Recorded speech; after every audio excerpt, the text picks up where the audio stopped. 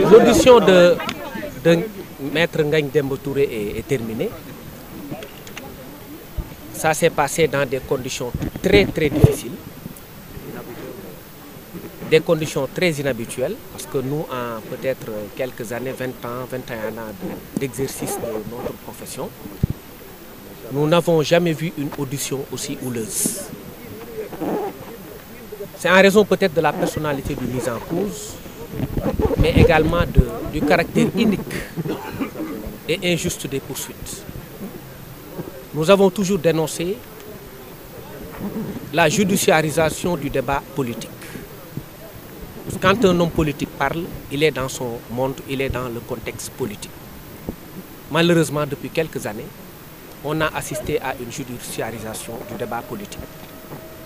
Le fait est que même quand on arrête des gens de cet acabit comme Maître Ngagne Demba Touré, on vous dit que ce ne sont pas des détenus politiques. Vous me permettez de répondre à Madame le garde des Sceaux, mon confrère Maître Aïssata Tall Sall, qui a déclaré que ce ne sont pas des détenus politiques. Les détenus politiques en procédure pénale sont les détenus qui le sont en vertu des articles 55 à 100 du Code pénal et 255 du Code pénal. Ce sont les infractions politiques. Ceux qui participent à des manifestations ayant causé des dommages aux propriétés et aux biens, des déclarations en rapport avec des activités politiques 255, article 80, tous ceux qui sont arrêtés en vertu de ces infractions-là, comme la plupart de tous ces gens-là, sont donc des détenus politiques. Quand on est détenu politique, c'est qu'on l'est en vertu des articles que j'ai nommés. Donc Ngagne Demba Touré est aujourd'hui devenu un détenu politique. Et il a ajouté à ce nombre impressionnant de détenus politiques l'acteur qu'il est principal du parti PASTEF. Aujourd'hui également, c'est un jour macabre, un jour triste pour la justice, un jour triste pour les hommes de droit, parce que nous avons été poignardés dans le dos. La famille judiciaire est aujourd'hui aux abois. Elle est meurtrie.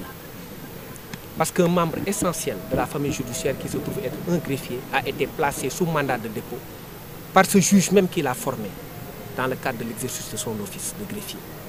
C'est pourquoi Ngagne Demba Touré a eu très mal après la décision de placement sous mandat de dépôt.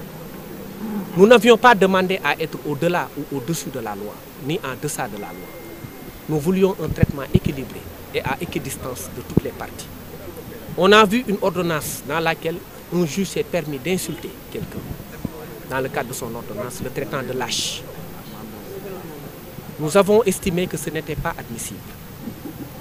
Et nous avons estimé que ce n'était pas normal parce que le langage judiciaire a ses exigences. Ngagne Demba Touré mérite le respect. Je disais tout à l'heure que c'est un jour triste pour la justice. Aujourd'hui, le greffe est meurtri. Et le greffe est un pan essentiel de la justice. L'avocature, la magistrature ne sont pas plus importantes que le greffe. Aujourd'hui, c'est le bras de la justice qui a été coupé. C'est la main de la justice qui a été arrachée. C'est la plume de la justice qui a été brisée.